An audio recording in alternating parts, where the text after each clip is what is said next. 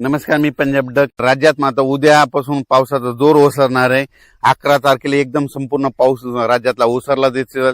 मुंबईचा देखील पावसाचा जोर ओसरणार आहे, पुण्याकडला ओसरणार आहे, नाशिकचा ओसरणार आहे, कोकणपट्टी घाटमाथ्यावरचा देखील 2 दिवसानंतर ते देखील जोर ओसरणार आहे. आता खूप काही मोठा पाऊस पडणार नाही.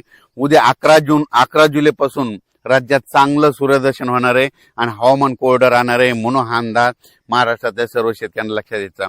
त्याच्यानंतर राज्यामध्ये बऱ्याच भागामध्ये हा पाऊस झाला आणि त्याच्यामध्ये देखील आणखीन काही भाग वंचित आहे. तर त्या शेतकऱ्याला सांगू इच्छितो की राज्यामध्ये आता पाऊस कधी येणार आहे, तर काय होणार आहे, 15 जुलैच्या नंतर 15, 16, 17 जुलैच्या नंतर राज्यात पुन्हा थोडाच विखुरलेल्या स्वरूपाचा सगळीकडे पडणार नाही. फक्त ते पाऊस काय होणार आहे, जे वंचित जिल्हे आहेत, एक नांदेड जिल्हा झालं, काही भाग लातूर जिल्हा, धाराशिव जिल्हा, सोलापूर जिल्हा आणि बीड जिल्ह्याचा, त्या भागामध्ये काय होणार आहे, 15, 16, 17 जुलैच्या दरम्यान तुरळक ठिकाणी भाग बदलत त्या 2-3 जिल्ह्यामध्ये एक पावसाची हजेरी असणार आहे, म्हणून हे अंदाज लक्षायचा. महाराष्ट्रात देखील विखुरलेल्या स्वरूपाचा 15, 16, 17ला थोडाफार पाऊस येणार आहे. सगळीकडे पडणार नाही, फक्त स्थानिक वातावरण तयार होऊन ते पाऊस पडेल, म्हणून हे अंदाज शेतकऱ्यांना लक्षायचा. त्याच्यानंतर राज्यात आणखीन परत चांगला असा जसा आता मागे अतिवृष्टी धगपुटी झाली तसा पावसाला आणखीन आता जुलैचा शेवटच्या आठवड्यापर्यंत आता वाट बघावी लागणार आहे, म्हणून हे अंदाज लक्षायचा. तुम्ही तुमचं तणनाशक फवारू शकता, कीटकनाशकाच्या फवारणी करू शकता, डवरणी वखरणी करू शकता, म्हणून शेतीची कामे करून घ्यावी. पण राज्यात मात्र आता मुंबईकरांना आता या पावसापासून सुटका भेटणार आहे, म्हणजे तिकडे देखील उद्यापासून एकदम हवामान कोरडं होणार आहे, म्हणून मुंबईकरांसाठी आनंदाची बातमी, नाशिक जिल्ह्यासाठी आनंदाची बातमी, पुणे जिल्हा, घाटमाथा, कोल्हापूर जिल्हा तिकडे देखील आता परत पूर काय वाढणार नाही, म्हणून त्यांच्यासाठी देखील आनंदाची बातमी. हे जे लो प्रेशर होतं, हे लो प्रेशर गुजरातकडे जाणार आहे. गुजरातमधून काय होणार आहे, इंदोर मध्य प्रदेशकडे जाणार आहे. मध्य प्रदेशकडून काय होणार आहे, उत्तर प्रदेशकडे जाणार आहे. उत्तर प्रदेशकडून इकडं नेपाळ हे तिकडे जाईल आणि तिकडं स्थिरावं, पण त्याला स्थिरावायला आणखीन 4 दिवस लागतात. मग जवळपास 12 तारखेपर्यंत जोपर्यंत शांत होत नाही तोपर्यंत आपल्या इकडे महाराष्ट्रामध्ये जवळपास 12 तारखेपर्यंत आता उद्यापासून आजपासून चांगलं वारं सुरुवात होईल आणि ते शांत होऊस तर परत पुन्हा काही आता एखादी प्रणाली तयार होत नाही, म्हणून हे अंदाज लक्षात द्यायचा.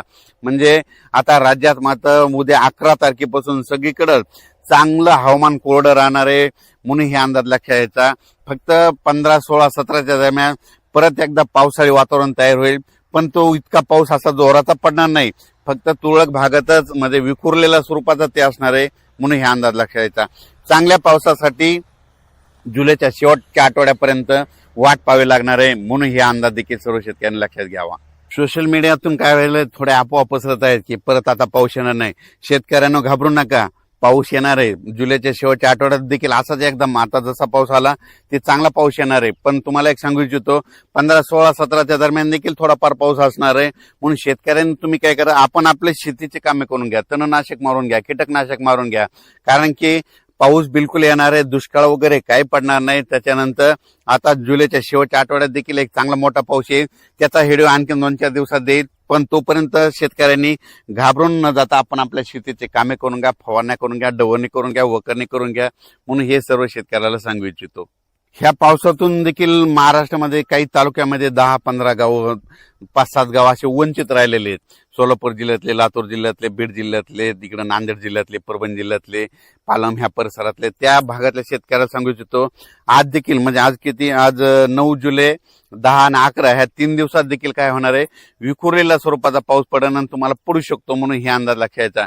आणि याच्यातून तुम्ही वंचित राहिले तर परत पुन्हा काय होणार आहे, 15, 16, 17च्या दरम्यान एकदा थोडाफार पाऊस येणार आहे, ते मात्र ते पडून जाईल, म्हणून शेतकऱ्यांनी हे देखील अंदाज लक्षायचा. त्याच्यातून जर उरले तर परत एकदा जुलैच्या शेवटच्या आठवड्यात पाऊस येणार आहे. दुष्काळ वगैरे काय पडणार नाही. मी म्हटलं ना, यावर्षी शेतकऱ्यासाठी चांगलं साल राहणार आहे, पिकं चांगले येणार आहेत. परत एकदा काय होईल, पुन्हा जुलैच्या शेवटच्या आठवड्यात परत एकदा काय होईल, बंगालच्या खाडीमध्ये परत तिकडे काय होईल, भुवनेश्वर आणि चेन्नईच्या दरम्यान परत एखादं चक्रवादळ तयार होईल आणि ते पाऊस इकडे येईल. आपल्या महाराष्ट्राला यावर्षी काय होणार आहे, काही अर्ध्या भागाला पुरेपूर पाऊस येणार आहे आणि मुंबईकडे काय होणार का, याच्यापर्यंत अहिल्यानगर अरबी समुद्राचा पाऊस येणार आहे. हे मग आपल्याला खालून पाऊस पुरेपूर येत असल्यामुळं यावर्षी चांगला पाऊस पडणार आहे. शेतकऱ्यांनी घाबरून न जाता आपण आपल्या पेरणीचं आपलं तयारी ठेवावं. पिकाचं संरक्षण करण्याची काळजी घेणे सगळ्यात महत्त्वाचं गरजेचं आहे. शेतकऱ्याला विनंती, आपण आपलं कामं करत राहायचं. पावसाचं कामं करत राहतं म्हणून आपण आपल्या शेतीचे कामे करत राहावे. धन्यवाद.